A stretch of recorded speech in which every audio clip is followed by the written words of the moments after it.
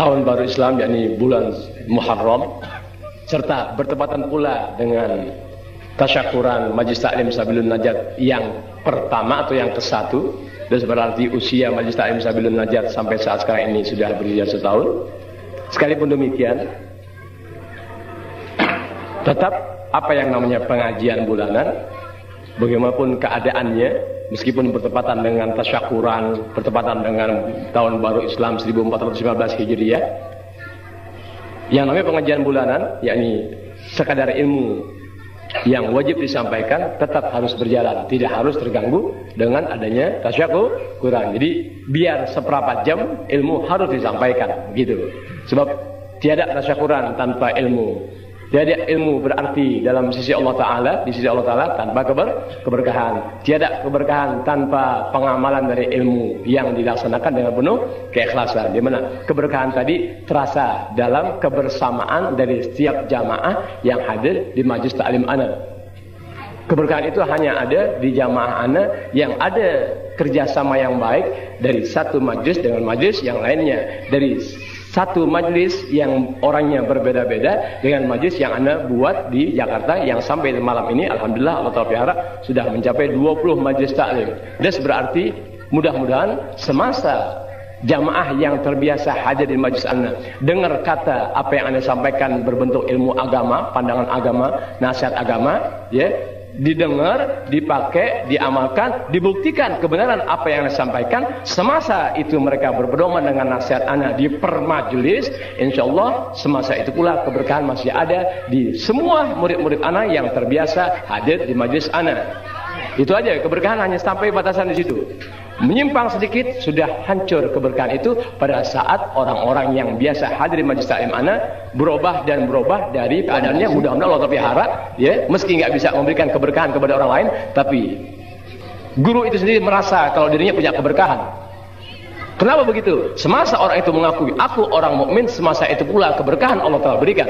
Kecuali orang itu sudah tidak mengakui dirinya seorang mukmin, karena Nabi mengatakan, qala Rasulullah SAW, inna likulli mu'minin barakatan. Sesungguhnya setiap orang mukmin punya keberkahan. Jadi kalau ente merasa ente orang mukmin, maka pada setiap diri orang mukmin itu ada keberkahan. Begitu aja. Sebab nggak ada orang mukmin yang tanpa ilmu. Tidak ada orang mukmin tanpa ilmu. Jadi dengan dirinya tadi sebagai seorang mukmin, berarti dia tahu ilmu Allah Ta'ala. Dengan dia tahu ilmu Allah Ta'ala, tentu mana yang membatalkan sifat-sifat keimanan itu sendiri kepada Allah Ta'ala, dia pelihara. Semasa adanya pemeliharaan dari sudut keimanan pada diri orang tadi, dalam pengertian syariat agama, dia pelihara dari sudut keimanan, mana yang menjadikan murtad, mana yang jadi batal suatu iman, dia tahu ilmunya dan dia pelihara, maka orang itu dikatakan semasa dalam keadaan demikian, semasa itu pula Allah telah berikan keberkahan pada apa yang ada di badannya. Tapi apabila sudut keimanan tadi dia sudah menyimpang jauh dari ucapan dan perbuatan yang merusak segi keimanan itu sendiri, sejak itu pula Allah telah angkat keberkahan yang ada pada dirinya. Sebab nilai iman yang ada di diri orang tadi sudah tiada. Karena Nabi mengatakan setiap orang mukmin punya keimanan. Jadi punya keberkahan. Setiap orang mukmin pasti ada keberkahannya. Makanya Nabi berani katakan bahwa anak orang mukmin berarti anak merasa diri anak punya keberkahan. Dalam arti, kalau anak punya keberkahan belum tentu murid anak dapat. Kalau anak punya keberkahan belum tentu murid anak dapat. Sebab belum tentu murid anak orang mukmin. Kan begitu. Sebagai bukti apa? Orang mukmin enggak banyak membantah. Orang mukmin enggak banyak macam-macam. Sebab orang mukmin itu punya nur. Orang mukmin punya nur. Tahu punya nur? Punya cahaya ilahi di badannya. Di mana dengan cahaya tadi dia bisa membedakan mana guru yang ajarannya baik, mana guru yang ucapan yang menyimpang, mana guru yang membimbing dengan penuh keikhlasan, mana guru yang sekadar yang akhirnya merusak semua keberkahan yang ada pada diri seorang mukmin di luar kesadaran. Makanya guru yang mukmin itu pandai menetralisir manusia dari satu orang ke lain orang. Ini orang hanya pura-pura mukmin. Ini orang mengambil untung dari diri orang mukmin. Ini orang hanya membawa dengan orang-orang mukmin supaya dianggap orang mukmin. Sebetulnya bukan orang mukmin, hanya orang-orang mukmin yang punya nur ilahi saja yang bisa memisahkan antara satu orang dengan orang lainnya, antara satu guru dengan guru lainnya, antara satu majlis dengan majlis lainnya. Hanya guru-guru mukmin yang bisa berbuat demikian. Sebagai bukti, semasa ente berpedoman dengan ilmu agama yang baik, dipimpin oleh guru yang baik, di mana guru tadi kalau dia mukmin memiliki tanda-tanda keberkahan di badan ente yang belajar, di badan ente yang hadir, itulah keberkahan dari guru yang bersangkutan. Semasa guru tadi tidak memiliki sifat mukmin di hatinya, semasa itu pula hati ente dibawa oleh iblis untuk Untuk itu malam ini tasyakuran bertepatan dengan majlis taklim Sabilun Najat. Mudah-mudahan berkah ucapan ana ini bisa Allah Ta'ala pisahkan mana murid-murid ana yang sudah ada titik iman di hatinya, mana murid-murid ana yang memang hanya sekadar menyamar-nyamarkan dirinya supaya dianggap mukmin. Allahumma ana tahu jiwa orang mukmin. Ana tahu jiwa orang mukmin. Bismillahirrahmanirrahim. Sallallahu. Sebab jiwa orang mukmin kebaca ya. Tapi biasanya orang mukmin kena tipu terus. Biasanya orang mukmin ketipu terus, ketipu dalam pergaulan, ketipu dalam perdagangan, ketipu dengan berita yang tidak enak, ketipu dengan ucapan-ucapan yang sifatnya membakar, ketipu dengan ucapan-ucapan. Sebab orang mukmin husnuzonnya tinggi. Orang mukmin sangka baiknya sama orang tinggi. Karena sangka baiknya tinggi, sehingga orang-orang yang tidak memiliki sifat mukmin memanfaatkan sangka baik guru-guru mukmin tadi, sehingga si guru merasa luka dan sebagainya, sehingga timbul ucapan-ucapan guru yang tidak baik, yang sebetulnya dengan ucapan guru yang tidak baik tadi terasa oleh guru mana murid-murid yang memiliki sifat-sifat mukmin, mana murid-murid yang tidak ada sifat mukmin di badannya, tapi bergabung dengan orang-orang yang sudah ada sifat mukmin di hatinya. Guru tahu. Tapi dikarenakan husnuzon guru lebih banyak, sehingga ya apa adanya aja sudah. Jadi ngambil berkah dari tasyakuran ini dan ngambil berkah dari tahun baru Islam ya 1415 Hijriah, ilmu agama wajib disampaikan. Hanya sebelum anda jelaskan pelajaran selanjutnya ntar perlu anda kasih tahu. Bismillahirrahmanirrahim.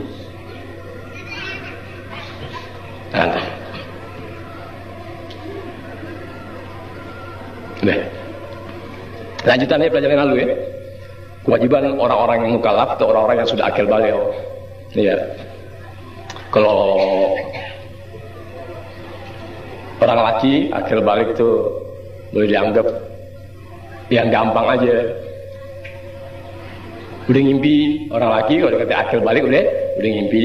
Kalau orang perempuan, ya orang perempuan udah akil baligh tuh, ya kesenggol laki-laki ngerapiin kerudungan. Kesenggol laki-laki ngerapiin kerudungan. Dipandang sama laki-laki benain selop. Enggak. Tuh, tadi kok perempuan tuh ini ya. Wah, ini misalnya kita punya anak perempuan nih. Wah, anak-anaknya udah kelihatannya udah mulain pakai kerudungan kayak ganti-ganti nih. Gitu. Rambutnya kayak diponi lagi. Misalnya begitu. Tuh, udah balik gitu. Kalau orang laki udah main piji dimiring-miringin, rambutnya disisir pakai 2 kali, udah rapi ke acak-acak ke depan. Wah, udah genit itu. Laki udah mimpi. Kalau perempuan, ngerti dia lihat laki terus beli drihok warna merah abu-abu. Iya, merah jambu, kayak kayaknya dindim. Dindim kayaknya kau tahu-tahu abu-abu. Dim. Tuh, kewajiban orang yang mukallaf terhadap agama gimana? Tuh. Lanjutan. Jadi yang nggak hadir bulan lalu nggak apa-apa ya. Ini speakernya mengurangi semangat nih, ngaung beradu. Anda mau speaker bulat begitu. Bukan speakernya yang nggak bisa bulat, emang speakernya udah nggak bulat. Emang speaker ya nggak apa-apa deh. Insya Allah tahun depan kita beli 2 biji lagi. 700.000 bisa nggak beli? Bisa nggak beli 700.000? Bisa nggak ente beli? Ente nggak bisa beli, Anda bisa beli. Ente nggak bisa beli, Anda mampu beli. Itu, tapi duit ente juga. Itu, anak murid kok dikata sumbangan heran, yang miskin ketahuan, ya. Kita doain dia Tuhan kasih pada masanya rezeki makmur. Yang ada duit masih pura-pura miskin, lo rasain miskin terus.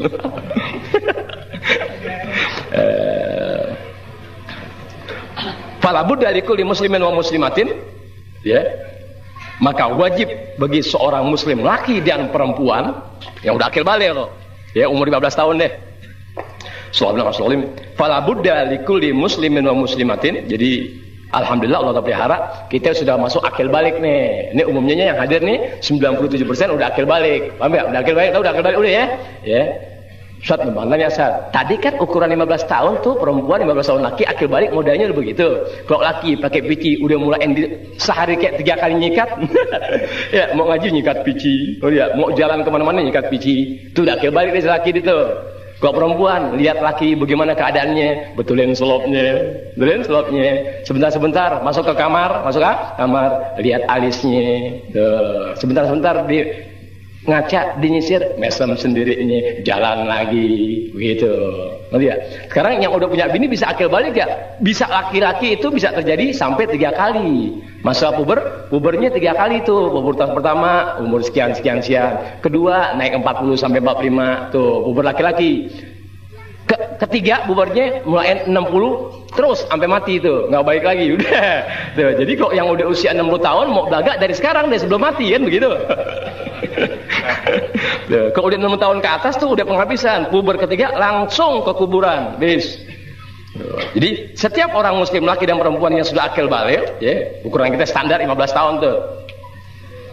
Ya, wajib memakrifati, mengetahui ma fihi minal ahkam, apa-apa yang ada dalam hukum-hukum agama Islam yang jadi kewajiban dia. Islam padahal punya ketentuan gampang banget ente. Ibarat dagangan Islam terlalu murah untuk didagangkan. Artinya kewajiban seorang mukallaf laki dan perempuan itu nggak banyak dari agama. Apa? Wajib mengetahui hukum-hukum untuk apa? Ini hukum-hukum yang berkenaan dengan kewajiban dia terhadap agama atas dirinya. Liyakuna ala basiratin fi dinihi. Lihat, dengan dia mengetahui hukum-hukum itu untuk liyakuna ala basiratin fi dinihi, sehingga dia bisa tahu kewajiban dia atas agama apa. Semasa orang itu mukallaf, laki dan perempuan, ya, berarti akil balik, ya, punya kewajiban terhadap agama atas dirinya. Nah, yang jadi kewajiban ini apa? Hanya itu aja. Hanya itu. Gimana seseorang bisa mengetahui kewajiban agama atas dirinya sementara dia tidak kumpul di majlis ilmu? Majlis ilmu yang tipenya bagaimana yang bisa menjadikan ente tahu agama, kemudian berbuat dari ilmu agama yang ente dapat dari guru untuk ente amalkan dasarnya agama. Tuh, paham ente? Sebab banyak orang belajar majlis ilmu nggak lagi mengamalkan ilmu dari gurunya, dia berbuat dengan ilmu tadi tidak atas dasar agama, malah berantakan. Nah, makanya kewajiban seorang mukallaf tadi, laki dan perempuan, ya mengetahui hukum-hukum agama, tujuannya liyakuna ala basiratin fi dini, untuk dia bisa tahu secara persis, oh hukum agama yang wajib sama aku ini. Hanya majlis ilmu saja yang bisa menjelaskan urusan itu, bukan majlis wirid, bukan majlis tahlil, bukan majlis ziarah, bukan majlis zikir, bukan majlis ilmu. Dan majlis ilmu pun ada tanda-tandanya. Semasa si guru tadi yang bersangkutan mengajarkan ilmu agama untuk kita ketahui hukum agama atas diri kita secara pasti, ya, gurunya pun mesti pasti. Artinya mesti tahu persis apa yang sedang diajarkan dan apa yang akan diajarkan. Kalau gurunya nggak tahu persis apa yang sedang diajarkan dan apa pengaruhnya kepada orang yang diajarkan, nggak tahu persis, ente belajar di majlis ilmu tetap tidak pernah kenal Allah Ta'ala. Paham ente? Kalau pimpinannya bukan tukang perang, bukan tukang perang, sampai kapan anak buahnya bisa nembak?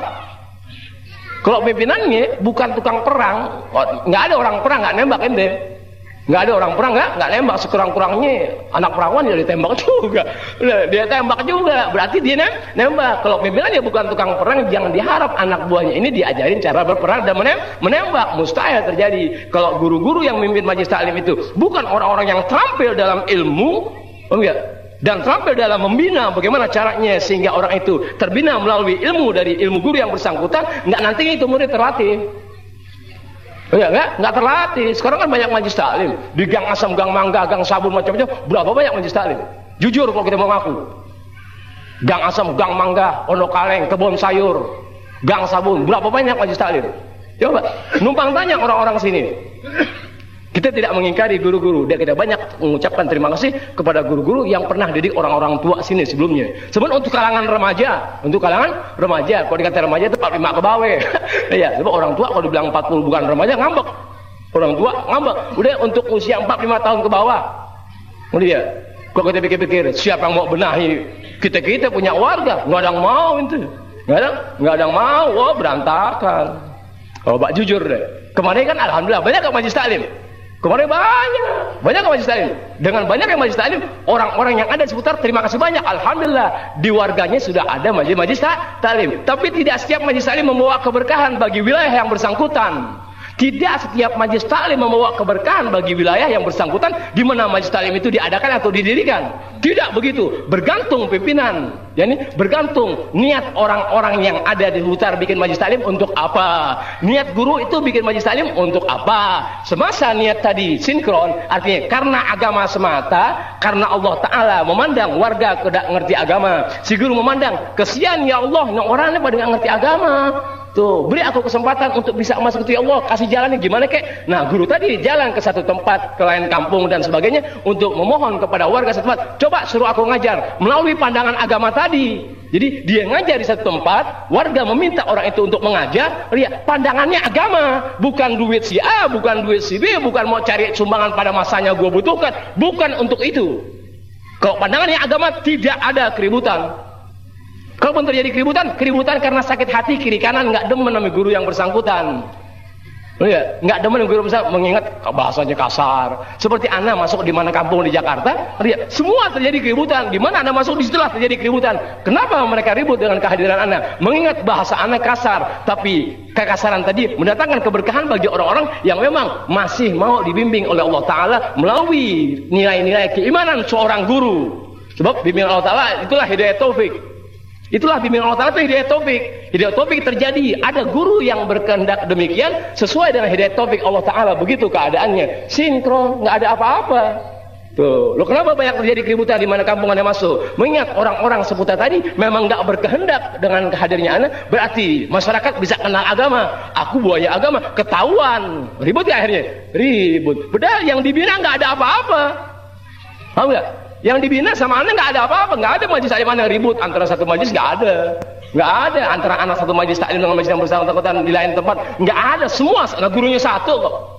Itulah yang dibilang tidak setiap majelis taklim yang diadakan dan didirikan oleh seorang guru membawa keberkahan bagi kampung yang bersangkutan, tidak begitu. Tuh, hanya orang-orang tertentu yang bisa tahu. Kenapa dulu misalnya di daerah apa sih namanya? Pondok Kaleng, dulu nggak ada guru, sekarang ada guru.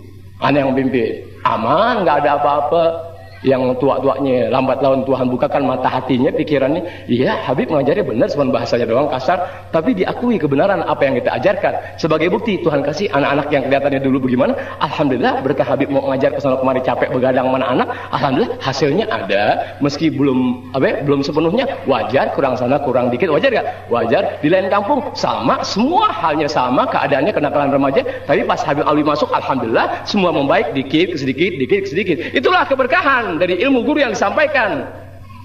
Tapi kalau ada guru yang bersangkutan datang ke sana kemarin, timbulnya keributan, bukti tidak ada keberkahan dalam majlis tersebut, siapapun pendukungnya. Makanya untuk malam ini Anda kasih tahu anak murid Anda, dalam pengertian anak murid, Anda nggak pernah ngakuin antum anak murid ya. Anda bismillahirrahmanirrahim, Anda kagak mau mengakuin nih semua majlis taklim Anda tuh anak murid Anda, tidak. Sebenarnya Anda akui mereka adalah jamaah Anda, para pendukung Anda. Tuh, ngerti ya? Anda nggak mau mengakui nih Sabilun Najat, Rawdatul Munsifin, Miftahul Khairat, Miftahul Sa'adah, Miftahul Hidayah, dan semua sampai malam ini bismillahirrahmanirrahim sampai 20 majelis taklim di Jakarta yang Anda buat, ya, mereka tidak Anda akui murid Anda, tapi Anda akui jamaah Anda, para pendukung Anda, habis. Kan satu keuntungan ente Anda nggak akuin murid, untung ente. Sebab kalau Anda akuin murid, wah Anda minta duit ente. Anda tekan ente suruh kerja di rumah ente murid Anda sih. Karena Anda nggak akui ente sebagai murid, Anda nggak berani tekan ente dengan uang, Anda nggak berani tekan ente dengan pekerjaan, kagak. Tapi tetap Anda akui sebagai jamaah. Anda arti jamaah tuh para pendukung Anda, rombongan-rombongan di mana mengajar, ya orang-orangnya itu. Ya Rob, tolongin, sekuat tenaga Anda, baik Anda terang-terangan ngomong langsung maupun orang nggak tahu, pokoknya cara Anda begitu. Amin deh. Hanya untuk orang-orang itu saja. Tuh. Oh ya, yang sudah terbiasa hadir majelis Anda. Makanya karena Anda merasa ini jamaah kebanyakan itu memang Anda buat semacam itu, ya Anda ajar akur begitu.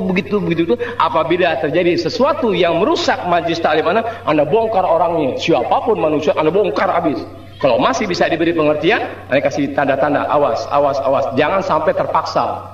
Jangan, Anda sering kali ngomong, kalau Anda udah marah tuh suka ngerem lagi, ya maklum orang masih muda, kan suka ada teklapnya, suka ada marahnya. Anda suka marah begitu, tapi setelah berpikir jauh, enggak. Tapi kalau tanda-tanda ketidakbaikan terus nonjol di permukaan, ya, kok jadi murid-murid Anda bukan murid, artinya kok jamaah Anda kok jadi semakin agak renggang. Wah, mulain Anda kasih ancaman dulu.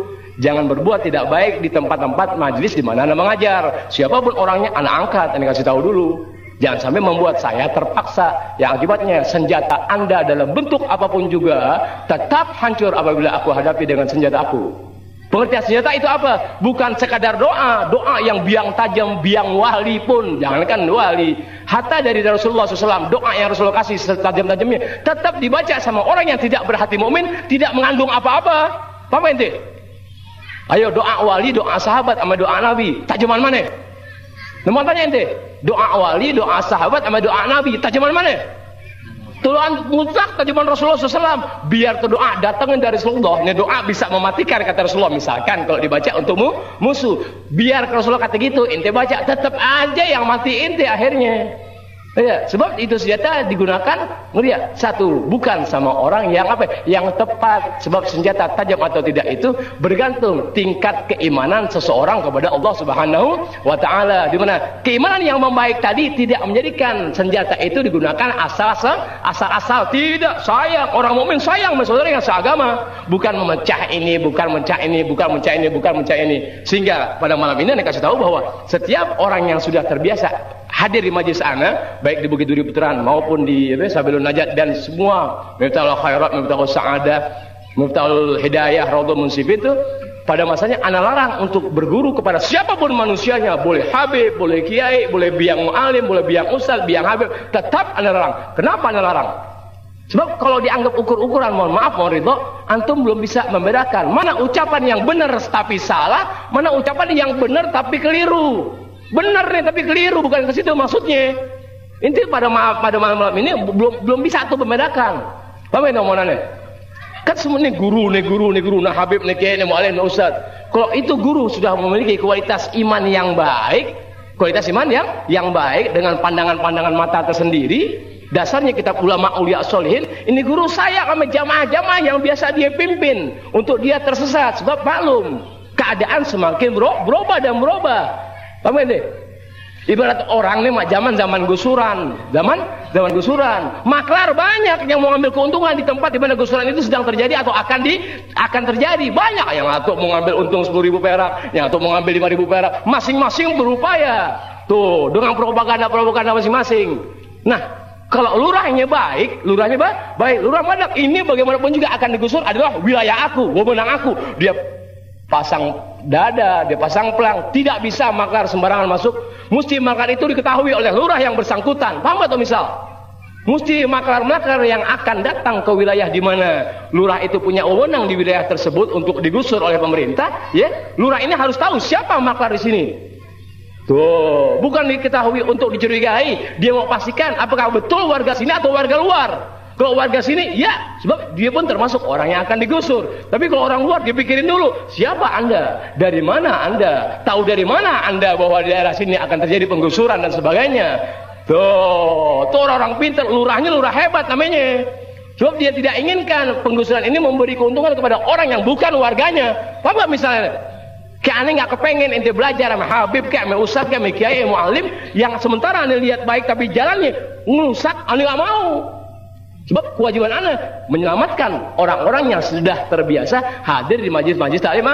Kewajiban Anda menyelamatkan, kecuali setelah Anda ambil tindakan penyelamatan, orang ini kabur dari jaring-jaring keselamatan. Selamat jalan. Paham ini? Selamat jalan, lakum dinukum waliyadin. Tuh, tapi semasa orang itu masih ada di mata Anda, ya Rob tolongin, kesian ya Rob. Nah, orang nggak tahu akibat nggak ngerti ya Rob, gimana ya Rob? Tuh, doain lain, dekati lain dan sebagainya. Kasih pengertian, dikasih pengertian nggak ngerti juga, bahkan buang muka, jorokin, selamat jalan. Gitu caranya. Itu cara Anda mendidik begitu. Sebab Anda bukan orang baru, minimal 22 tahun Anda ngajar ilmu agama. Minimal 22 tahun, bukan orang baru.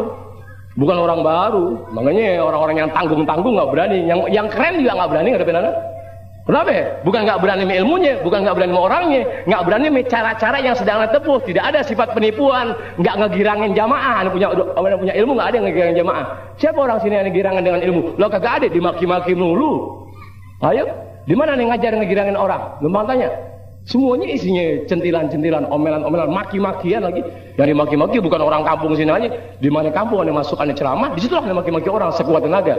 Yang orang-orang mukmin saja yang bisa menerima. Iya, sebetulnya bukan maki-makian, perhatian yang sangat menjadikan orang itu bicara sampai kasar. Gitu, ya.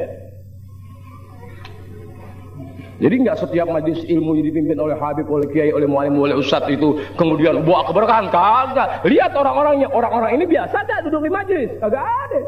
Kalau ente misalnya ngeliat mau bikin majlis, ada majlis sebelah yang sudah diketahui orang tadi emang baik, ilmunya baik, jamaahnya yang nakal-nakal jadi baik. Kenapa yang dibikin majlis baru lagi?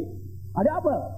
Itu agama menilai. Nah, masjid dibakar sama Rasulullah SAW. Masjid dibakar sama Rasulullah. Masjid bakar tuh. Ada kenapa dibakar sama Rasulullah? Kan masjid punya Allah Ta'ala. Kok Nabi suruh bakar? Akibat dari masjid ini kalau berkembang parah muslimin. Saat itu muslimin ada dalam perjuangan. Ya, untuk mengukuhkan persatuan dan kesatuan muslimin yang di bawah saat itu di bawah pimpinan Rasulullah SAW, Nabi bakar itu masjid. Tuh. Ada apa? Nabi nggak bisa disalahin. Tajam Nabi. Ya, ini tempat ibadah, tujuan kau untuk amal ibadah. Iya betul. Padahal di balik tujuan tadi ada hal-hal yang sifatnya merusak bagi kalangan sahabat Rasulullah SAW. Bakar. Amin deh. Ya, paham nggak? Gang sabun Habib Salim bikin. Ya. Kemudian di kebun sayur dan sebagainya, majlis taklim dan seputarnya. Darussalam sebelah sana seputarnya. Hebat gak? Girang kita ridho gak? Girang. Alhamdulillah ada majlis taklim. Tapi tunggu. Sebulan, 3 bulan, 5 bulan,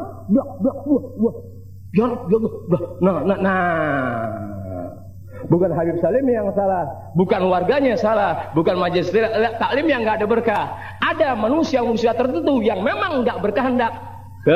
Sudah nggak senang majlis taklim di Gang Asam, Gang Mangga, Darussalam, Pondok Kaling yang Anda buat dan sebagainya. Ria. Sementara untuk ibarat pertandingan nggak bisa nandingin cara gimana, bikin orang lain. Pada masanya timbul persaingan, seakan-akan persaingan. Paham nggak nih? Tahu nggak? Wah, Gang Sabun Habib Salim nih, yang nggak biasa ngaji. Ayo. Ini orang-orang yang ada, orang-orang tertentu yang sebetulnya niatnya bukan majlis taklim. Paham nih? Niatnya bukan majlis taklim, bukan untuk menjadikan perpecahan antara yang satu majlis dengan majlis yang lainnya. Sekurang-kurangnya biar Ustaz Alwi marah-marah Habib Salim. Jahat gak orang begitu? Tuh, biar Habib Salim musuh Ustaz Alwi. Tuh, hebat gak? Hebat. Udah deh. Tuh baru tadi sore tuh ilham datang begitu. Tak. Begini. Begitu. Paham deh? Sebab kok dianggap pengen majlis taklim, di masjid ada majlis taklim. Di Sabilun Najat ada majlis taklim. Di mana? Di Darussalam ada. Di Gang Mangga ada. Seputar ini berapa banyak majlis taklim yang aneh pimpin. Itu juga. Ilmunya berlain-lainan, doanya lain lagi, ini lain lagi. Kenapa orang-orang tertentu yang memang sementara 99% kita lihat bukan orang-orang yang terbiasa kumpul di majlis kita. Kenapa bikin majlis lain? Oh, wilayah lain. Tidak berapa jauh wilayah yang satu dengan wilayah lainnya. Tuh, ada orang-orang tertentu yang tidak menyenangi kehadiran majlis taklim Sabilun Najat di Raudhatul Munsifin, Darussalam dan sebagainya. Gimana? Bikin tandingan. Nah, kalau masih ada sifat-sifat orang semacam tadi untuk dia berkesinambungan melakukan usaha semacam itu yang akhirnya anda musuhin murid-murid anda sendiri, yakni anda musuhin jamaah-jamaah anda sendiri, ya. Sebelum itu terjadi, anda kasih tahu. Kalau itu niat tidak baik dan itu memang bukan niat orang mukmin, jangan lanjutkan niat-niat yang tidak baik. Kalaupun kepaksa juga, toh akhirnya bakal hancur dan sia-sia. Paling kuat 7 bulan atau 1 tahun, udah paling-paling gitu, udah paling-paling kuat begitu. Itu pun setelah apa? Setelah donaturnya ngap-ngapan, bakal miskin donatur. Bakal miskin itu donatur yang model begitu. Pendukung-pendukung yang tersembunyi, yang oknum-oknum yang dianggap tidak baik tadi, bakal berantakan. Makanya aneh kasih tahu. Kalau niat-niat itu tidak baik, nyuruh-nyuruh Habib Salim ngajari Gang Sabun, niatnya tidak baik karena taruh deh udang di balik batu, ada tujuan-tujuan untuk memecah belah seputar Pondok Kaleng, Gang Asam, Gang Mangga, ya, Darussalam dan sebagainya. Ya, ini oknum-oknum niatnya begitu, sebentaran hancur. Ya, yang ada duitnya bakal hancur habis, yang dagang bakal miskin, yang sehat bakal mati. Anda kasih tahu begitu. Sebelum terjadi, cepat. Jangan pasangan niat yang tidak baik. Udah majlis taklim bikin, bismillah. Majlis taklim bawa keberkahan, bikin pasang niat yang baik. Begitu. Ngerti ya? Selesai. Sebab jiwa orang mukmin terbaca ente. Tuh. Mungkin juga Habib Salim nggak tahu dimanfaatkan sama orang-orang tertentu. Masyarakat seputar taunya hanya majelis taklim aja. Oh iya. Sekarang akhir zaman emang udah begitu. Majelis taklim dijadikan sasaran buat macam-macam. Ntar ujung-ujungnya ada deh orang-orang tertentu yang membawa kepada urusan politik. Tuh, ada aja. Ntar urusan kampanye. Nah lo gurunya dipengaruhi deh. Udah Pak Habib Golkar aja. Udah Pak Habib PDI aja. Pak Habib sama Ana nggak ada. Ana bukan Golkar, bukan PDI, bukan P3. Ana ada di kalangan semua jamaah Ana. Selesai. Tuh, nanti bisa begitu diacak-acak. Diacak-acak dari awal majelis taklim merembet gang sabun sama gang mangga atau gang asem saling mencurigai. Grup ini pantangan pakai grup, nggak ada majelis taklim grup. Rasulullah nggak punya grup. Ada nggak sejarah dakwah Islamiyah Rasulullah pakai grup? Wah, Rasulullah grup bagian Taif, grup bagian Madinah, kagak ada. Nah orang sekarang, guru sekarang, murid sekarang udah main-main grup, itulah masuk neraka dan waktunya. Tuh. Untungnya alhamdulillah Allah telah pelihara tuh aneh ngomong sekarang nggak terlepasan. Itu, ngerti ya? Artinya ada hikmahnya juga, berkah tasyakuran, berkah bulan Muharram, ngerti ya? Berkah majelis taklim, ya Rob tolongin gimana. Masih bagus anda ajak ngomong lebih dulu sehingga orang-orang tertentu atau oknum masyarakat tertentu yang tidak menghendaki adanya majelis taklim berkembang, kemudian dengan cara-cara yang selama ini anda tempuh, ada unsur-unsur negatif dari mereka yang sengaja suruh-suruh Habib Salim ngajar macam-macam dan yang macam, ya, anda kasih tahu sebelumnya, awas niat yang tidak baik, sebentaran gue bikin mampus. Kumpulin deh orang gang sabun yang jago telu, bayarin jago telu pergi ke Banten sono, pergi ke Cisauk, pergi ke daerah Pangandaran, pergi cari tukang telu, bayarin 5 juta atau 10 juta. Ya Bib, saya siap Bib. Lo belum ke telu udah kena telu gue dulu. Lo belum dulu udah kena telu gue dulu. Anda berani nantang begitu, berani nantang. Kenapa? Anda lebih sering Anda bilang begitu, Anda lebih mengutamakan mati dari Anda ketimbang jamaah yang biasa Anda bimbing, dalam arti orang-orang mukmin. Ketimbang mereka yang mati, ya Rob, biar orang matiin Anda paling pakai telu, berantem nggak bakalan. Orang badannya kecil mau diapain? Kan nggak berani orang. Ya tuh Habib badan kecil, gue mukul nggak tega. Udah telu aja udah. Wah nggak mempan, insya Allah nggak bakal mempan. Itu telu musik ke rumah Anda, balik ke rumah dia. Mecahin dapur, mecahin apa kalian kerupuk diapain? Jangan, pasang niat yang baik. Itu orang itu niatnya baik, ketemu, nggak ada salah paham, Salah paham membawa hikmah. Tuh orang mukmin tuh salah pahamnya membawa hikmah. Lo para sahabat terjadi salah paham di depan Rasulullah. Yang akhirnya salah paham yang terjadi di antara orang mukmin justru menambah kecintaan. Sebab mereka usaha untuk kesempurnaan. Itu salah paham orang mukmin mencari titik temu kesempurnaannya gimana, masing-masing bawa pendapat begitu. Tapi karena orang mukmin ini sehingga perselisihan paham yang terjadi menjadikan keutuhan. Oh begitu, sebab mereka masing-masing mencari kesempurnaan. Kalau kita saling paham, saling menjatuhkan, tentu aja hancur. Di mana ada keberkahan kalau semuanya sudah membawa kehancuran? Ya, udahan buru-buru sangka sama guru, berantakan. Berantakan. Dan alhamdulillah ini ngajar belakangan ya. Kalau ngajar soalnya tiap bulan ngomel jarang-jarang kan. Ngajar tiap bulan. Dan bismillahirrahmanirrahim ana kasih tahu nih buat jamaah ana aja. Ada jamaah ana itu orang yang biasa kumpul di majelis taklim ana. Mulai bulan depan kan tasyakuran begitu tasyakuran Muhammad. Pengajian bulanan begitu ya. Insyaallah resminya nanti di sana bulan depan malam Kamis pertama. Anda beritahukan satupun manusia Anda haramkan main ke rumah Anda. Kalau dulu kan Anda haramkan main sembarangan sampai Anda bikin jadwal bertamu jam 5 sore sampai jam 6 sore habis, jam 9 malam sampai jam 10. Wassalamualaikum ala asyrafil anbiya'i wal mursalin wa ala alihi washabihi ajma'in. Mengingat badan juga kurang sehat. Berbetulan karena kesibukan beberapa bulan ini, satu acara maulid yakni undangan yang gak habis-habisnya, sekalipun munafikin tetap menggempur ana dari wilayahnya masing-masing, sekalipun orang-orang munafik yang bertengger di masjid dan mushola serta di kampung-kampung mereka berupaya dengan sekuat tenaga untuk ana tidak bisa tampil di wilayah Jakarta dan seputarnya, Tetap Allah telah berikan jalan buat ana menghancurkan mereka tanpa mereka sadari. Kehancuran pasti akan mereka alami, mutlak dan mutlak. Siapapun manusianya, apapun kekuatannya, apapun ilmu yang mereka miliki, mutlak hancur. Semasa munafik-munafik tadi ya, berupaya yang tidak bisa dibaca oleh alat-alat sesuatu apapun juga, yakni usaha mereka nggak bisa dideteksi dengan alat-alat yang canggih dimiliki oleh orang sekarang, tetap kehancuran akan mereka temui sampai ajal tiba.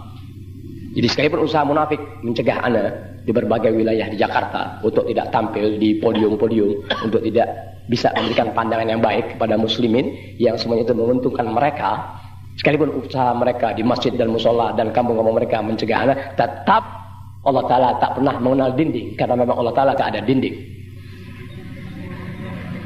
Bismillahirrahmanirrahim. Jadi maulid undangan gak habis-habis, capek kesana kemari, kemudian juga karena parung banteng maulid, di sana lagi maulid, begini maulid, ini maulid. Jadi mau gak mau, ana dan murid-murid yang sudah sama membahu ana dalam urusan speaker dan lain sebagainya, capek. Gitu. Murid capek, ana capek. Murid-murid ana rata-rata turun 4 kilo. Murid-murid ana rata-rata turun 4 kilo. Apakah setiap murid? Kagak. Murid yang tukang membahu bersama ana dalam urusan kesana kemari. Yang semuanya itu ya menguntungkan kita jamaah yang hadir pada malam ini maupun yang hadir di majelis taklimnya masing-masing. Belum apa-apa ya kan, udah main amin aja. Jadi rupanya malam ini nggak bisa ana berikan pelajaran Mukhtasar Risalatil Mu'awanah. Mohon maaf ya Habib Abdullah bin Haddad. Jadi kita potong untuk malam ini nggak ada pengajian bacaan kitab Mukhtasar Risalatil Mu'awanah, tapi beralih kepada permasalahan doa. Sebab ciri-ciri orang mukmin pasti tak pernah meninggalkan berdoa dalam usahanya. Ciri-ciri orang mukmin nggak pernah meninggalkan doa dalam usahanya. Meski 3 menit habis sembahyang atau dalam keadaan apapun juga, mesti ciri-ciri mukmin ada dia membaca doa. Ciri-ciri orang mukmin kan begitu. Kemudian habis mukmin kan di bawahnya masih ada lagi muslim kan jenisnya macam-macam. Kita kan biasa baca doa. Sementara kan kalau orang baca doa mau hasil terus ya. Mau hasil siapa sih orang baca doa nggak pernah hasil? Ya emang itu doanya mau hasil, ini ya lebih dari kepengen kan begitu. Nah, dalam membaca doa tadi banyak hikmah ilahiyahnya, seperti bulan yang lalu Anda jelaskan begitu keadaan doa. Nah, di sini alhamdulillah Allah Ta'ala pihara lagi iseng-iseng baca kitab dapat keterangan tentang doa. Kenapa doa-doa kita tidak Allah Ta'ala terima, pengertian tidak Allah Ta'ala terima, ibarat minta hajat 10 yang hasilnya 1. Misalnya begitu, itu 10 tahun 1, kan susah. Kan begitu, kita baca doa kan sering itu. Sementara hajat kita kan tersendat-sendat mulu. Sementara murid-murid taunya, mana itu Ustaz, mana itu Ustaz. Iya, nah lu yang bikin dosa, lu yang salahin gue. Iya, ente yang bikin dosa nyalain aneh. Kan begitu ya. Nah sekarang guru sama murid sama-sama punya dosa dan sama-sama gemar berbuat dosa. Tapi sekalipun demikian kita masih tetap mengakui akan perbuatan itu perbuatan dosa. Mudah-mudahan bagaimana caranya, ya Rob tolong maafkan. Meski doa ini aku mohon, tapi jangan dipandang kesalahan aku kepada engkau. Kan begitu ya. Sebab kalau ngikutin persyaratan terkabulnya suatu doa, rasanya dari ujung ke ujung nggak ada hasil doanya. Iya. Kalau ngikutin persyaratan doa dikabul sama Allah Ta'ala, caranya gimana gitu? Kita lihat persyaratan doa caranya dikabul sama Allah Ta'ala gimana? Dari ujung ke ujung ente. Nggak ada hasil doanya, nggak bakal Tuhan terima. Tuh, tapi Allah Ta'ala maha pemurah. Begitu. Yang bikin dosa 10 ya, yang enggak 1. Tetap yang doain 1, yang 10 kebagian gitu. Tapi yang udah kalau udah hasil kan enggak kelihatan. Nah, dari doa-doa yang selama ini kita baca seperti keterangan bulan lalu begitu keterangannya ya. Bismillahirrahmanirrahim. Allahumma shalli ala sayyidina Muhammad sallallahu alaihi wasallam.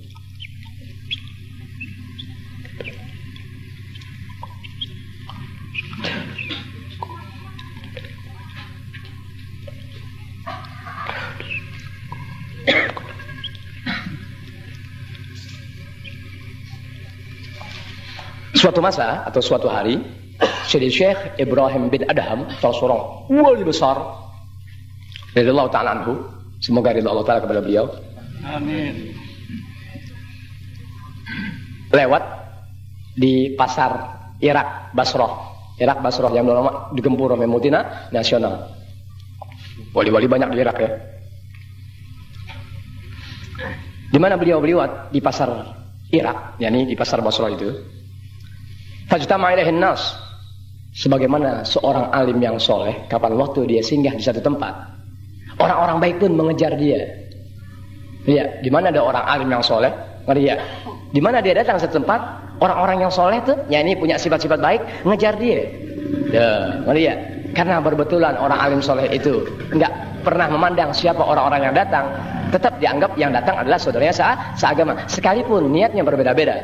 Kan kalau ada orang alim, habib kek, kiai kek, atau mu'alim kek datang ke satu kampung, ngerti ya? Wow, udah pada kayak laron udah, betul gak? Betul, itu terpuji. Itu terpuji. Sekalipun niatnya berbeda-beda. Ini pun dialami oleh Syekh Ibrahim bin Adham. Demikian keadaannya ketika beliau lewat di pasar Irak, pasar Basrah. Orang-orang kumpul mendekati Syekh Ibrahim bin Adham. Paham ya? Ketika mereka sama berkumpul dengan Syekh Ibrahim bin Adham, fagalu, mereka berkata atau bertanya kepada Syekh Ibrahim bin Adham, "Ya Aba Ishaq, hai Abu Ishaq, malana nad'u fala yustajabu lana." Hai Abu Ishaq, kenapa nih kita doa tapi enggak pernah diperkenankan sama Allah Subhanahu wa taala? Ya Abu Ishaq, malana nad'u ya fala yustajabu lana. Hai Abu Ishaq, hai Syekh Ibrahim bin Adham, kenapa nih kami ini kok berdoa kepada Allah Subhanahu wa taala tapi tidak diperkenankan? Kami punya doa. Kenapa nih? Ada apaan nih? Begitu. Yang ngantuk cepet guyur pakai pacar Cina tuh ya. Ini hari paling ngantuk loh. Udah maulidnya semen 2 kali, ngantuknya kayak 2 hari. Anda suka bingung tuh, kayak Anda bilang dulu bulan yang lalu. Ya, 2 bulan yang lalu heran. Dari rumah semangat sampai majelis taklim kan ngantuk. Sama juga orang mau dihukum mati nggak jadi. Allah, ente suasana aman ente ngantuk, suasana ketakutan malah segar. Kan orang bodoh. Orang justru aman tuh segar, ketakutan lebih segar lagi sebab selembangan labe-labe kan begitu. Karena memang bukan kebanyakan orang mukmin, jadi dengar orang-orang baik ngomong ngantuk juga. Kebanyakan ngetok seng. Mawi ya. Mawi ngantuk, makanya yang sering-sering ngantuk pada duduk di tengah-tengah.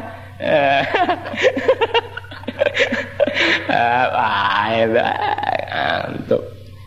Tidur jam 10 aja, bangunnya jam 8. Tidur jam 4, bangun jam 12 siang. Ayo pondok kaleng telat. Suruh Ahmad.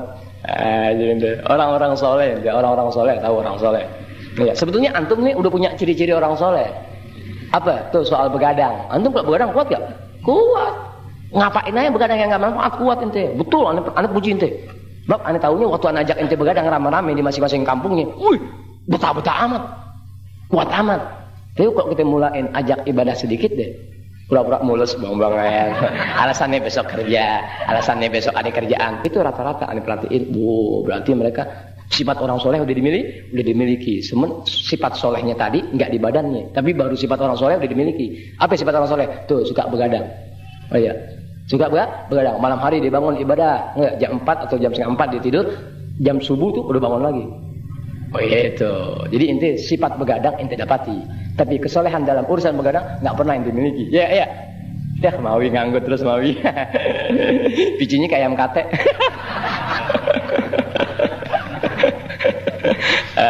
Biarin deh yang ngantuk-ngantuk. Tapi Syekh Ibrahim bin Adham nggak pernah mengenang ngantuk kecuali kehendak ilahi. Ngantuk itu harus terjadi pada dirinya. Itu Syekh Ibrahim bin Adham, Muhammad. Di ketika beliau keadaannya begitu ditanya, ya Syekh kenapa sih kok kami berdoa tapi nggak pernah diperkenankan kami punya doa kepada Allah Subhanahu wa taala? Kayak kita. Ya, kayak kita doa, ya Allah doa sehari 3 kali, kayak 7 menit, kayak seperempat jam. Hasilnya nggak ketahuan. Sebetulnya bukan nggak ketahuan. Ngelihat di badan inti sebetulnya inti terasa. Kalau inti betul doanya sama Allah Taala. Kan inti berdoa sama Allah Taala, hati inti kemana-mana. Lihat, membayangkan hasil yang bakal inti terima dari berkat doa yang dia baca. Mana bisa dapat? Tuh kunci doa, melesetnya doa orang di situ. Dibidak doa sama Allah Taala, membayangkan hasil dari doa tadi. Berarti doa belum tentu hasilnya, dibayangin keberhasilannya. Pantas pada meleset. Dia untung kagak boner. Salahnya di situ, selamat biarin deh. Nah, berkah keterangan dari Syekh Ibrahim bin Adham ini kita bisa memperbaiki keadaan diri kita pada saat kita berdoa. Dijawab oleh Syekh Ibrahim bin Adham, dia menjawab, li'anna qulubakum matat bi asyrati asya'a. doa Anda tak diperkenan oleh Allah Subhanahu wa taala, mengingat kalian punya hati sudah mati dengan 10 perkara. Sebab doa Anda ditolak oleh Allah Subhanahu wa taala ada 10 perkara. Ngerti ya? Yani yang menjadikan hati ente mati itu, ngerti ya? Ada 10 hal yang menjadikan doa ente ditolak, mengingat ente punya hati mati gara-gara 10 persoalan. Gara-gara 10 persoalan. Pertama, al-awwalu, yang pertama, araftumullaha ta'ala falam tuaddu haqqahu. Araftumullaha ta'ala, kalian kenal Allah Ta'ala. Ibadah yang dasarnya ilmu. Ibadah yang dasarnya ilmu. Ngerti, tapi keikhlasan gak ada. Ibadah aja dasarnya ilmu, keikhlasan gak ada. Apalagi ibadah tanpa ilmu, jangan diharap. Ibadah yang dasarnya ilmu, gak ada keikhlasan, Tuhan tolak kalian punya doa. Ya, gimana yang ibadah tanpa ilmu? Makanya habis sembahyang pada buron kadang mau baca doa, itu bukti ibadahnya Tuhan tolak. Habis sembahyang nggak pernah mau baca doa, itu bukti yang Allah Ta'ala tolak ente punya ibadah. Lain urusannya, pas assalamualaikum batal, lain urusan. Paham nggak? Sekarang jajal deh, terutama waktu hari Jumat. Ya, imam selesai, baca doa bareng-bareng aja. Jadi serasi ame selesainya doa imam, selesai pula acara di masjid kosong aja. Tuh, bukti itu ibadah-ibadah mereka Allah Ta'ala tolak. Kenapa? Tak ada dasar ilmu. Sebab ilmu merangsang seseorang untuk berdoa. Ilmu yang mereka pahami, yang mereka ngerti, ya merangsang dia untuk berdoa. Apalagi kesempatan waktu-waktu habis sembahyang itu waktu yang sangat mustajab. Apalagi hari Jumat, justru mereka imam bacain doa, atau mu'alim, atau habib, atau ustadz yang ada di masjid baca doa, mereka sama-sama pulang. Beda doa cuma 7 menit atau 5 menit. Kecuali itu doa 40 menit, lo jangan dengerin. Sebab yang baca doa nggak punya kerjaan ya. Jangan dengerin. Nah, cuma 5 menit, 7 menit baca doa pada buron. Bukti ibadah mereka Tuhan tolak. Jelas itu. Kenapa bisa begitu? Ketahuan sih muka-muka orang yang sembahyang Jumat emang ketahuan nggak kenal ilmu. Orang yang sembahyang Jumat ya maaf ya, liatin, ketahuan amat, sombong amat beb. Orang yang ada ilmu kumpul dalam majelis ilmu. Boleh mekiai, boleh mu'alim, boleh ustadz, boleh siapa aja yang ngajar ilmu agama, ya mereka ada. Nyatanya dalam keseharian kalau kita amati majelis-majelis ilmu terutama di wilayah kita masing-masing, nggak ada orang-orang yang kita lihat sembahyang Jumat yang hadir di majelis ilmu. Tanda bahwa doa Anda Allah Ta'ala tolak, apalagi amal Anda. Tuh jangan ngertiin deh. Tapi kalau kita ngomong begitu orang sekarang sombong amat, biasa calon neraka jahanam selalu ngatain orang-orang yang bawa hak agama, selalu terus nanti baca kitab fikih terus sampai ente mencoba menyelami bahasa anak. Bukan lagi ilmu dalam pengertian disiplin ilmu agama yang selama ente pelajari, tapi bahasa kok keluar dari disiplin ilmu pengetahuan agama yang selama ini ente belajar dari anak. Sampai pada kesimpulan ente dapat itu setelah anda kagak ada catatan-catatan khusus. Tuh, iya. Selama ini Ustaz di samping ilmu diajarkan orang sebagai kewajiban, ada cara-cara dari buku catatan dia untuk mendekatkan diri kepada Allah Ta'ala di luar ilmu yang selama ini diajarin murid atau jamaahnya melalui cara-cara A, B, C, D, ya, terus. Contoh lagi, belum selesai, sampai ente dari buku catatan khusus tadi, rupanya bahasa yang selama ini keluar dari ilmu dan itu memang sulit untuk dimengerti, bisa dijalani melalui artinya antara ilmu dengan kedekatan diri seorang kepada Allah Ta'ala dengan sifat ma'rifatnya, di antaranya itu semuanya berpangkal dari ilmu. Semua dari ilmu terus ada tuh cara-cara kayak kita senjata tajam deh. Ya, senjata tajam deh. Di sisi ilmu di balik itu ada cara-cara yang Ustaz terapkan. Misalkan kalau pagi jam 6 dia baca sesuatu, di mana bacaan ini bukan ilmu. Ya, sebab ilmu ya mengandung sesuatu aturan dan peraturan dengan gaya ini gaya itu. Tapi ini bentuk bacaan yang menjadikan ilmu ini ya tetap ada di badannya, tapi sisi pandangan berbeda dari cara-cara itu. Pagi suruh baca la ilaha illallah 30. Ya. Kalau siang baca Muhammad Rasulullah 30 misal contoh dan ini sehingga keberkahan ilmu yang diajarkan dalam bentuk pengamalan, didukung dengan baca-bacaan ini, hubungannya kepada Allah Ta'ala dan kepada Rasulullah SAW. Dapat dia tuh hal-hal tadi tuh, dang. Imam Nawawi dengan kuasaan ilmunya, dang, ya, berjumpa dia dengan apa yang diterapkan oleh Syekh Abdul Qadir Ailani yang disebut dengan tarekat Qadiriyah. Ingat, bukan orang sekarang PA, nggak bisa baca kitab, nggak bisa ngajar kitab, megang tarekat. Itu si anjing-anjing dunia akhirat. Nih, orang luas ilmu Imam Nawawi dengan kuasaan ilmunya sampai dia bertumbuh dengan cara-cara yang dirangkum oleh Syekh Abdul Qadir Ailani. Allahu Akbar. Di situ dia masuk dengan menempuh tata cara, ya, sebagaimana yang diterapkan oleh Syekh Abdul Qadir Ailani. Lihat lautannya ilmu bertemu dengan lautan ilmu. Dari modern teh, ibarat lautan lagi, ya, aneka ikan yang didapat nggak bisa selalu dengan jalak biasa, nggak bisa selalu dengan perahu lari biasa. Ada pukat harimau, ya, pukat harimau nggak biasa tangkap ikan biasa. Ini ikan apa? Duyung pale perempuan nih, mesti ditangkap pakai anak dalam nih. Jadi lautan isinya kan apaan aja tuh? Oleh contoh perempuan gampang deh. Dicontohin cara apa ya, ini nggak paham deh. Contoh yang gampang deh, ente ngaji mana? Oh iya. Untuk umumnya 1001 guru ente datangi, ente ngambil ilmu, namanya ilmu kewajiban sebagaimana yang diwajibkan atas ente dari agama. Tapi setelah ente ketemu anak, ada perbedaan. Perbedaan pertama, gaya atau cara penyampaian ilmu. Perbedaan kedua, bahasa yang nggak pernah ente dapat dari semua guru yang pernah ente datangi untuk mengambil ilmu. Ada apa? Nah, itu aja kuncinya, ada apaan? Ya, udah aja, pasti Musa ada rahasia nih. Nggak semudah itu, sebab sejauh yang dibentangkan dalam bahasa ilmu, nggak ada Kiai Habib sejauh yang Anda pernah tahu menghantam dia dengan ilmunya, nggak ada. Kadang berani ditantang pada mendak, udah disamperin. Tapi kenapa ini terus berjalan dan nggak ada yang berani membantah dalam bahasanya? Ini pasti nih ada racikan lain nih. Tuh. Kalau Ustaz ngomong gitu, kenapa Ustaz nggak kasih aneh? Lah, tanggokan seceng. Semasa tanggokan masih dipegang gatal, pantang gue kasih lo. Dari situ terjadi perbedaan. Iya. Imam Nawawi dengan keluasan ilmunya, akhir-akhirnya tunduklah dia pada sebuah racikan Syekh Abdul Qadir Ailani. Lihat lautan ilmu baru mencoba, ya, mengikuti apa yang diterapkan oleh Syekh Abdul Qadir. Lihat lautan ilmu. Itu lautan iler.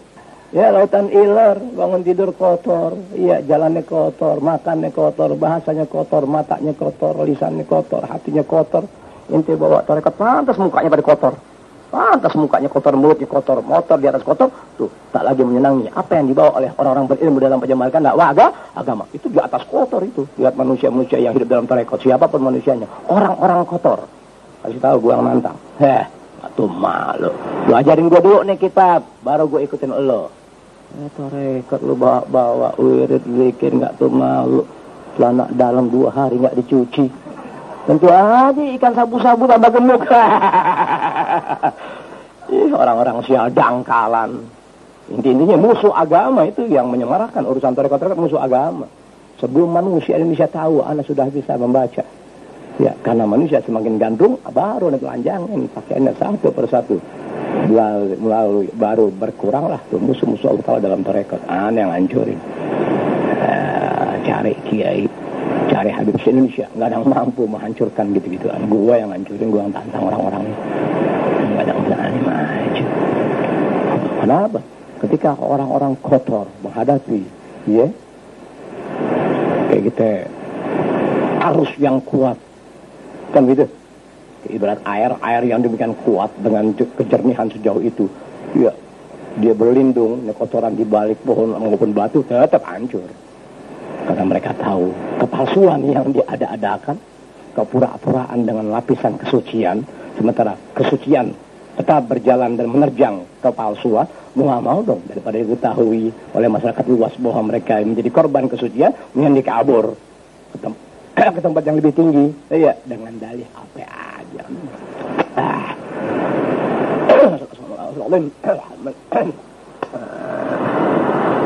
Al-Qadiriyah tarikatan, ya, yang mengikuti tarekat jalan, yang selama ini diterapkan ya untuk mendekatkan diri dia kepada Allah Ta'ala dan Rasulnya melalui racikan dari syarul fadlanu al-wahibah. Ingat, semua berawal dari ilmu. Lihat ente, wajar dia. Menawi wajar nggak? Wajar, lautan ilmu. Aku mengikuti apa yang diterapkan oleh Syekh Abdul Qadir Al-Jilani. Ada lagi, ulama besar, wali besar lagi, ya mengikuti orang lebih besar lagi dari tarekat lain lagi. Haknya masing-masing. Imam Syadzili, Abu Ghazali, siapa terus Naqsyabandi siapa kayak? Agak. Kang minyak, kang minyak, ya Allah, agen minyak tanah, Naqsyabandi. Maaf Beb, aneh tarekat Naqsyabandi Beb. Aneh kok aneh enggak, aneh tarekat Haji Ali. Aneh tahu Haji Ali suka ngasih aneh sate, ya nunggu ngikutin dia. Walhasil orang-orang kotor bicaranya enggak pernah bisa melihat kepada siapa dia bicara. Khatamallahu lahu bi khatimatin aniqah. Semoga Allah Ta'ala mengakhiri hidupnya kembali kepada Imam Nawawi ya dengan husnul khatimah, khatimatin aniqah. Jadilah artinya di akhir usianya dihembuskan nafas yang terakhir, semoga Allah Ta'ala jadikan dia mati husnul khatimah. Allahu akbar. Selesai. Ada syarhun, ini keterangan panjang lebar. Ada Risalatul Jami'ah, ada sebuah buku ya yang berbentuk kayak gini nih, ya wudu, wudu ada 6, atau itu 2 itu 3 itu selesai deh, tertib. Tuh namanya risalah. Nah itu orang yang berilmu berkewajiban. Orang awam nggak paham nih begitu doang. Yang pertama niat, nggak cair. Lo kira di esa aus. 50 main sedot, uang-uang main jeret. Niat, dua, apaan fardu wudu aja nggak tahu. Loh, orang awam dia nggak ngerti. Orang yang arif bijak dengan sifat rahmatnya di hatinya ya dari Allah Ta'ala dengan berkah ilmu yang diamalkannya demikian rupa, dan dia tahu sahnya suatu ibadah ini benar, tapi membutuhkan penjelasan panjang lebar, dibuat keterangan panjang lebar, namanya syarah. Fahada syarhun, inilah keterangan panjang lebar ala Risalatul Jami'ah. Ada sebuah cuplikan ini begini ya, ini ilmu tapi enggak dijelaskan sebagaimana mestinya, sebab dia hanya bikin buat dia tetap masih tahu, mungkin karena umur, mungkin karena waktu enggak memungkinkan dia menjelaskan panjang lebar dari ilmu yang dituliskan sejauh itu, ya dibikin ya itu namanya risalah al-jami'ah yang mencakup baina usuluddin ya, antara ilmu tauhid wal fiqh, ilmu yang mengesahkan kita dalam beribadah kepada Allah Ta'ala, wa tasawuf dan ilmu tasawuf antara fikih dan tauhid. Iya, racikan keduanya dengan apik, namanya tasawuf. Racikan fikih tauhid begitu. Sari patinya apa itu? Tasawuf. Itu garis besarnya begitu. Jadi kalau orang belajar tasawuf, tauhidnya buta. Allah Ta'ala ada di mana? Di mana aja gue mau. Itu lu udah capek-capek amat, yang penting niat, terserah lo. Tapi megang tasawuf, jenggotnya panjang, mukanya deket, duduk di warung makan nasi angkat kaki, tangan kanan ngambil kerupuk, tangan kiri minum. Tuh hasil tasawuf anjing kotoran di akhir zaman. Tuh hasil tasawuf anjing itu, lihat mukanya jelek-jelek, makannya jelek-jelek, naik mobil bonceng di pintu. Nasib jelek. Jadi risalah tadi ya, adalah mencakup ilmu tauhid ya, ilmu fiqh dan ilmu tasawuf ya, di mana pengarangnya adalah Sayyid Ahmad bin Zain Al-Habsyi ya, dikarang oleh Sayyid Ahmad bin Zain Al-Habsyi. Sebuah buku kecil mencakup ilmu tauhid, mencakup ilmu fiqh, mencakup ilmu tasawuf, dahsyat luar biasa. Dimana kita tadi yang namanya risalah tadi yang mencakup 3 hal urusan milik atau karangan Syekh Al-Imam Al-Habib Ahmad bin Zaini Al-Habsyi. Sa'alani fihi ya ba'dul ahibbah, setengah dari orang-orang baik yang cinta kebaikan dalam agama sejauh yang aku ketahui, mohon kepada aku di dalam melihat ilmu yang mencakup ilmu tauhid, ilmu fikih dan tasawuf tadi, setengah dari orang-orang baik sebagai para pecinta kebaikan dalam agama meminta kepada aku. Wajab tuh ya, aku sambut apa yang diminta oleh orang baik tadi. Jadi untuk urusan tadi tolong dijelaskan gini ini maksudnya gimana sih Tuan Syekh, ini maksudnya gimana sih Tuan Syekh, ya dengan dilihat ya permintaannya sejauh itu, tidak pengertiannya sejauh itu, dilihat memang dia bertanya karena nggak tahu dan dia berharap meminta karena kebaikan hatinya diendus oleh Imam Nawawi Banten, ya dia berharap menyambut semua tadi taliban minallah, dia meminta kepada Allah Taala ikhlas tawiyah, niat yang baik di hatinya. Ya, jadi itu Imam Nawawi dia mengabulkan apa yang dituntut dari kawan-kawan atau kenalannya pada zaman saat itu. Ya, demikian jujur dan baik dan serta terpuji kecintaannya kepada agama, dia sambut apa yang mereka minta, ya, dengan dia Allah Taala dalam mengabulkan apa yang mereka tuntut terdapat ikhlas tawiyah hatinya. Ajarin gue kitab, punya di guru susah, Pak Imam Tarekat tolong ajarin saya kitab. Ya begitu aja. Ya nggak berak lumpur. Lu kira Jogja. Nggak berak lumpur tuh Imam Tarekat, nggak tahu malu binatang-binatang penipu. Dengan jumlah sudah 10.000 jamaahnya dalam tarekat, nggak tahu malu. Di sebelahnya pada maksiat, di sebelahnya agama, nggak jadi hidup anak muda, laki perempuan, nggak punya kayak gitu simpati kepada agamanya, nggak dalam pemikiran, dibanggain jumlah manusia yang dalam tarekat dia sudah beranggotakan 10.000, 12.000, 15.000, lo makan lilin di biting. Al-Fatihah. Auzubillahi minasyaitonirrajim. Bismillahirrahmanirrahim. Wa iyyaka nasta'in ihdinas siratal mustaqim. Siratal ladzina an'amta 'alaihim عليهم ولا الضالين آمين. ربنا تقبل منا ربنا تقبل منا ربنا تقبل منا ربنا تقبل منا إنك أنت السميع العليم إنك أنت السميع العليم إنك أنت السميع العليم وتب علينا إنك أنت التواب الرحيم وتب علينا إنك أنت التواب الرحيم وتب علينا إنك أنت التواب الرحيم. ربنا آتنا في الدنيا حسنة وفي الآخرة حسنة وقنا عذاب النار. ربنا آتنا في الدنيا حسنة وفي الآخرة حسنة وقنا عذاب النار.